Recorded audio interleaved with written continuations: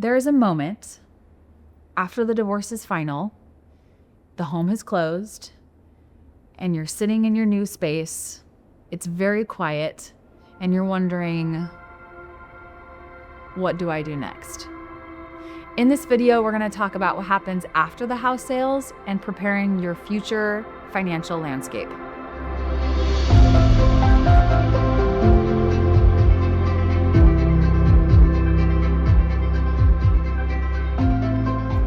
I'm Katie Criddle, and I'm a real estate professional in Washington, helping clients in the greater Seattle area navigate a home sale during divorce. Now let's dive into those after sale, after divorce moments. You are sitting at home, it's quiet, you could be alone for the first time, and the dust has settled, and you're wondering, now what? I have been there. I understand that feeling of just like, what does this new normal look like? And how do I prepare for my future? I want first for you to give yourself some grace because this process can take a while. It can take a while to get your footing. It can take a while to figure out what your new normal is. And once those things are done, then you can start financially preparing for your future. Many times, the beautiful thing about a marriage is that you both support each other. And there's a high chance that one of you was more the financial driver and planner in the marriage, and the other one was not. And if you were the financial driver, that's great. You have to look at your situation, and things have probably changed. And if you were not, you then have to learn how to set up a 401k, how to make investments, how to get insurance or life insurance, all these new things to think about as you move forward. And it can be overwhelming. So I want to prepare you by saying, give yourself some time. Now, here's how I would start preparing. If at all possible, and if I've caught you at the right time, you've actually started this process before the divorce is final by thinking about what your financial landscape looks like post-divorce. What is your budget? What are your housing expenses? What are your insurance expenses? What is your lifestyle expenses and things going to be like so that you know you're not financially stressed out at that point? These calculations determine whether or not you are going to sell or keep the house. And that's why they're so important. And hopefully I've caught you before that. If not, it's okay to start where you are and move forward. All right, so now we're going to talk about how to rebuild yourself financially. Number one, we start with an emergency fund, which is 3 to 6 months of expenses. Good old Dave Ramsey will say it every day. Building that back up. You might have spent a lot on legal fees or other expenses, new furniture going into your new place. And so rebuilding that emergency fund is the best first step. By now, you should also know what your monthly budget is. And if you haven't, figure it out because that will bring a lot of clarity to every decision you make from here on out. The next thing I would do is make sure all of the loose ends are wrapped up with your old house. Are your utilities closed? Have the taxes been paid? Was there a second mortgage or a HELOC or a line of credit that was attached to the house that you need to make sure is closed and that your name is off? And then you have to do one of those really fun things and change your address everywhere. It's not just UPS where your mail is coming to, it's all those Amazon package, the kids' school addresses, Christmas card lists. The average person has 14 reoccurring subscriptions, so just assume you forgot one. As part of wrapping those loose ends up is also updating your insurance policies. This is a big one because if your policy is set to auto renew, they might charge you for another year without you even realizing it. Again, this part is not glamorous, but it is setting you for a clean financial slate.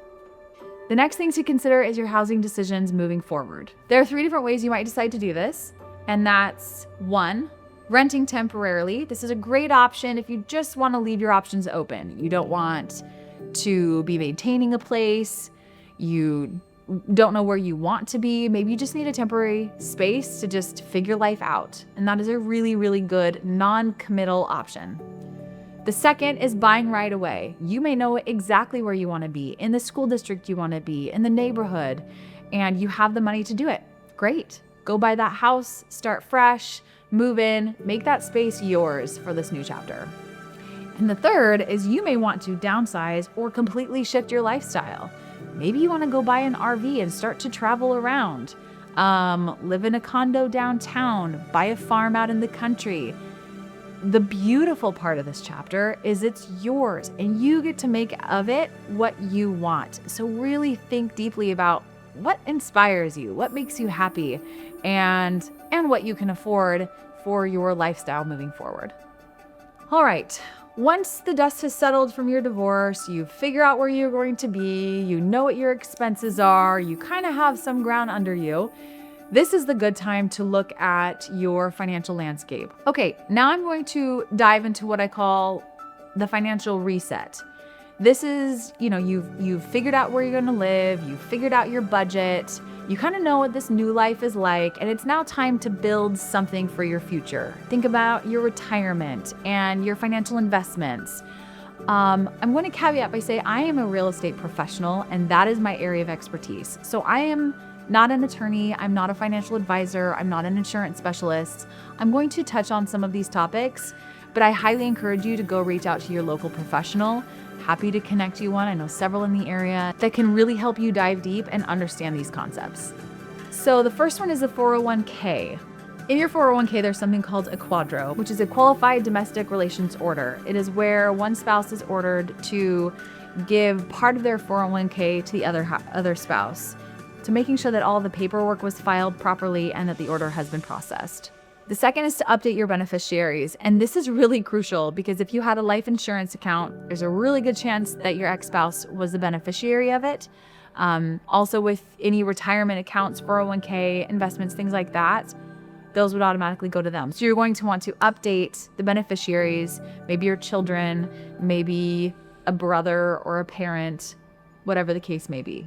And then next is rebuilding your credit. Hopefully you've come out of this process and your credit was not hit at all, but sometimes, more often than not, that is the case.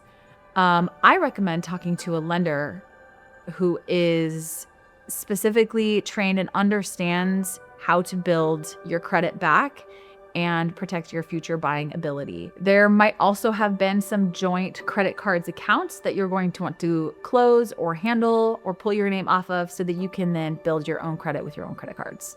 The next facet is creating your savings strategy. I mentioned creating an emergency fund. Next is, what are your short-term goals? What is your lifestyle? Do you want to pay off your car, pay off your credit cards?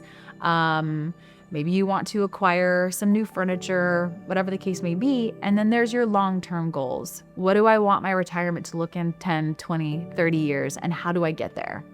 These are great questions for a financial advisor to support you in understanding how to get there with your income. All right, now the next step is looking at tax, legal, and insurance options. Again, this can feel very overwhelming if you've never done this yourself. It's a whole new language of learning. If you're feeling overwhelmed at this point and you're not yet to this process, I would encourage you to pause the video, go work on the things I've already talked about, and then come back to this later. Not saying these aren't equally important, but I understand when you're in that situation and it feels like there's a mountain high of things to do, it's really important to make baby steps and make some progress, even if it's just little. And if you are working on your emergency fund and you do not have time to think of these legal and tax overhauls, just focus on that. That's okay. Give yourself some grace.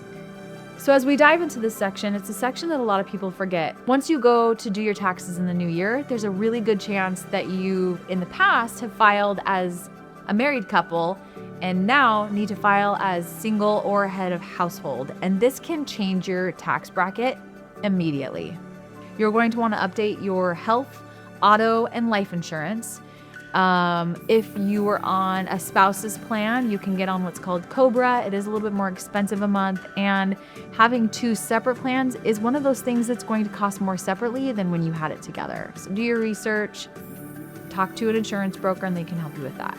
The next piece is estate documents. This includes your will, any power of attorney, healthcare directives, and getting with a professional to update these documents is going to be even more important now that you're single. So the last thing I want to talk to you about when considering making your plan moving forward is your mindset. It can be incredibly easy to repeatedly get pulled into the hurt and the pain that was caused during your marriage and during your divorce. The truth is that you're here now, and We are all faced with complications, and the more that you can accept what has happened and build something beautiful in the future, the better you will be off. Holding on to that anger or frustration only hurts you in the long run. So as you think about your life moving forward, I hope you look at it with peace and with happiness and radical acceptance of the moment that you're in right now. And even through challenges, that it can be a very beautiful thing. You do not have to rebuild your life all at once. You can do it in short steps and take your time. On a personal note, I'll share one of those things that you're in the situation going, I can't believe I am doing this right now. I had to install a new bathroom fan and reroute the ducting in my attic. And it felt wild to be in that situation and doing this thing that I'm like, this is not my job. I am not supposed to be doing this. But after the fact, it was like, I did that thing. I'm here. And I felt a sense of accomplishment.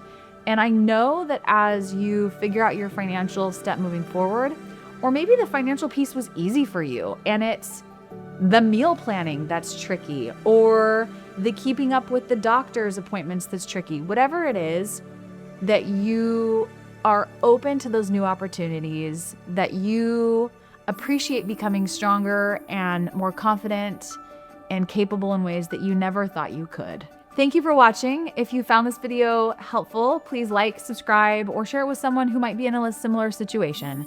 I am Katie Criddle, and I'll see you later.